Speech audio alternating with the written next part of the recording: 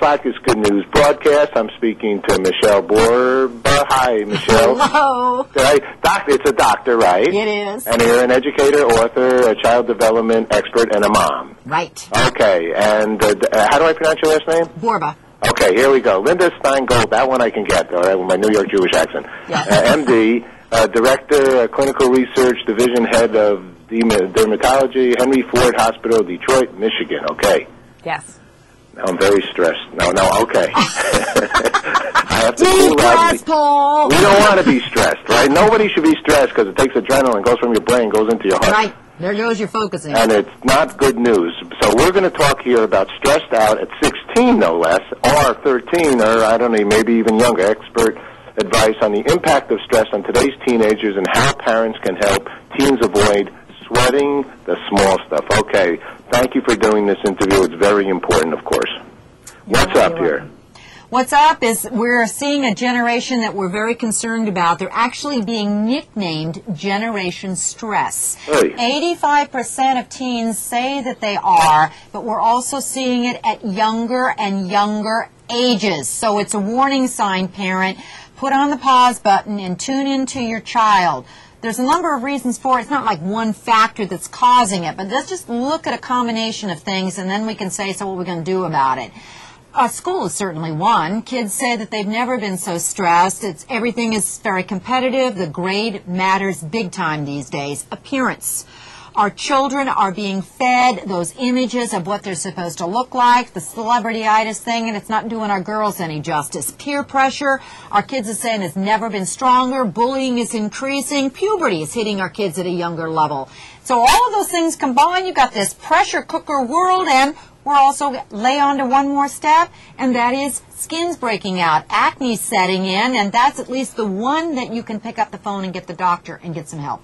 Okay, all right, well, let's go right to acne, because that's, if you have acne, it's usually something that people have a lot of hard time dealing with, right?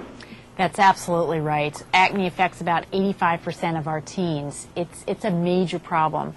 And as Michele mentioned, they're under so much stress. We actually know that the more stressed out they are, the worse their breakouts. And then it's a vicious cycle. It even adds to even more internal stress.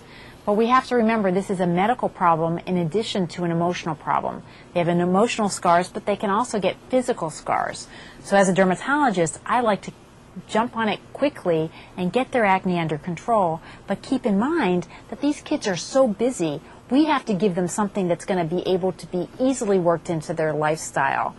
I like to go about it by using combination drugs. Keep it simple. There's a new product that just came out called Epiduo Gel that actually takes two powerful acne medicines, puts it into one tube, and these kids only have to use it once a day. But it's important to look at our children and realize that we can't predict the emotional effect that the acne has. One kid might have one or two bumps and realize that this might be so devastating to them that they don't even want to go to school. And then they have school problems in addition to their emotional problems. Okay, all right. Mom, what do? Do you have a teenager? I have 3. And I think the most important thing we need to do is, other than figuring out that, yeah, they are under stress, is start realizing what we can control. You can't control that outside world, but you can what goes on in your own home. 3 quick things that you can do that kids say will help. Sit down with your teen, look at that calendar and say, what really can we get rid of? Kids say there's no downtime, and they need downtime.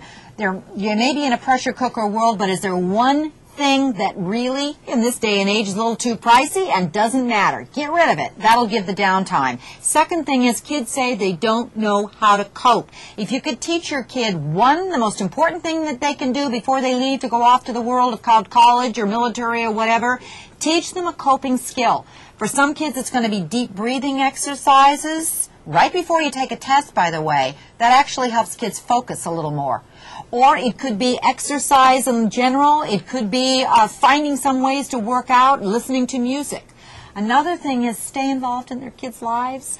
Kids aren't going to come up to you and go, hey, Mom, I'm really stressed out. But If you can watch and figure out how they're handling and coping, you'll be able to be the monitor that says, looks like you're a little more irritable, want to talk about it, or looks like your skin's breaking out, would you like an appointment with the dermatologist?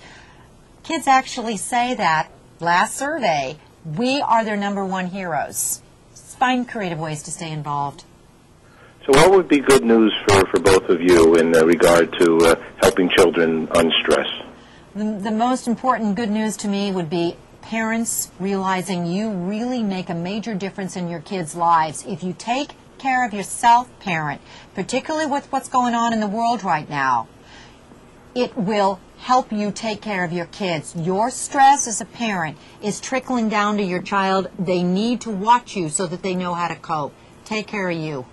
Okay, and that was Michele, right? That was Michele. Linda? And I would say the good news is we have so many great treatment options that there's no reason for our kids to suffer from acne outbreaks. This is something that you can control. Start that conversation. Get your child to the doctor. Get a treatment routine that's right for your particular child. Linda, what's good news for you? That was me. That was Linda. And where's Michele? I'm right here. Well, wait a minute, what happened? Now I just got all confused there. We both did good news. You know what, there is good news, and here's the point. Our children are far more resilient than we give them credit for.